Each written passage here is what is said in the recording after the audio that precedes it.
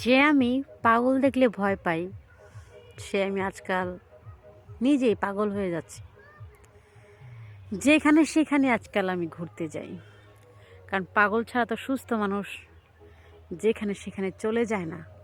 তা আজকাল আমাকে যেই দেখছে সেই পাগল মনে করছে এবং ঢেল মারতে চাচ্ছে।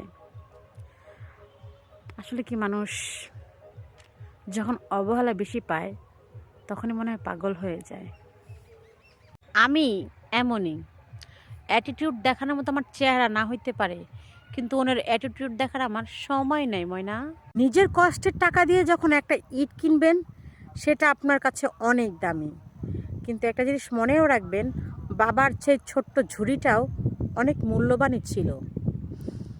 মন থেকে যদি বড়লোক হয়ে থাকেন এবং ধনী হয়ে থাকেন, তাহলে একটা ছোট্ট সাইকেলেও মানুষ খুশি থাকে। আমি তো দেখেছি অনেক দামি গাড়িতেও বসে মানুষ কান্না করতে। আসলেই প্রবাসীর জীবনটা খুব কষ্টকর।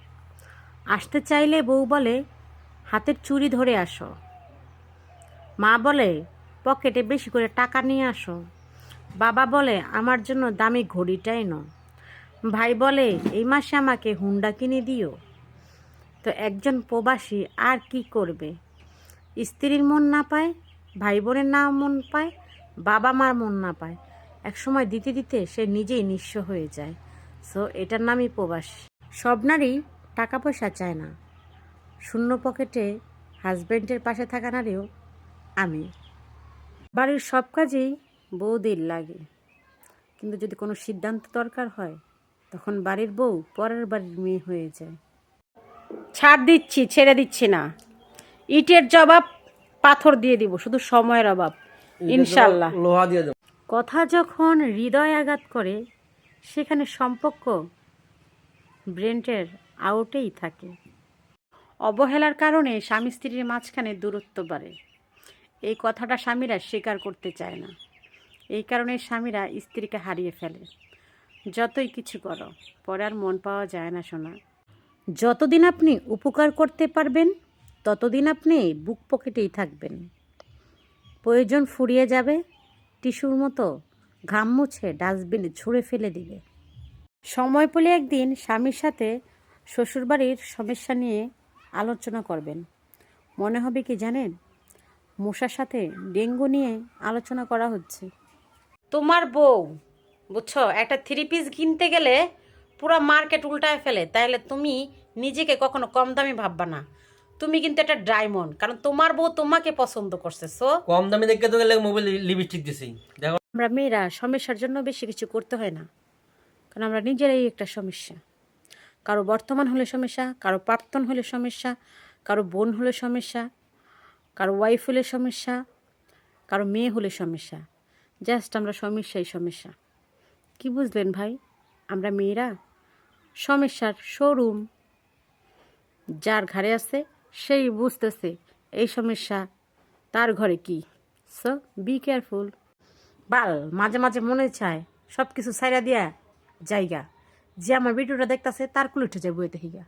সমাজে এমনও মানুষ আছে, আপনার সাথে উঠা বসা করবে, আপনার সাথে খাবার খাবে, আপনার সাথে দুষ্টামি ইয়ার্কি ঘুরে বেড়াবে, আবার আপনার অগোচরে আপনার নামেই বদনাম করবে।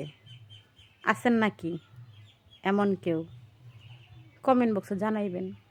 স্বামী, তোমাকেই বলছি, আমার নিজের প্রতি নিজের এতটুকু বিশ্বাস আছে, তুমি আমাকে ছাড়তে পারবা, আমাকে ভুলতে পারবা না।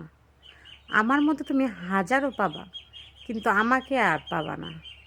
স্বামী এমন হওয়া উচিত যে স্বামীর পাশে বসে বাপের বাড়ির গল্পও করা যায়, শ্বশুর বাড়িও গল্প করা যায়, সুখ দুঃখ ভাগ করে নেওয়া যায়, যে সব কিছু শুনেও বলবে তুমি চিন্তা করো কেন, আমি তোমার পাশে আছি, তুমি চিন্তা করো না।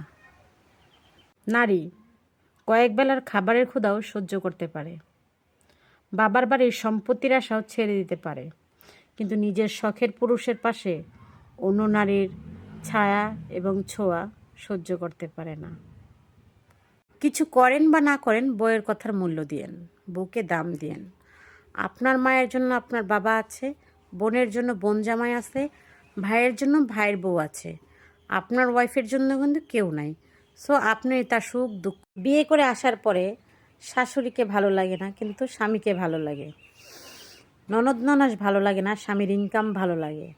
তার কারণেই তার ইনকাম সে একলাই খেতে চায়, তার জন্য হাজারো বাহানা রয়ে যায়।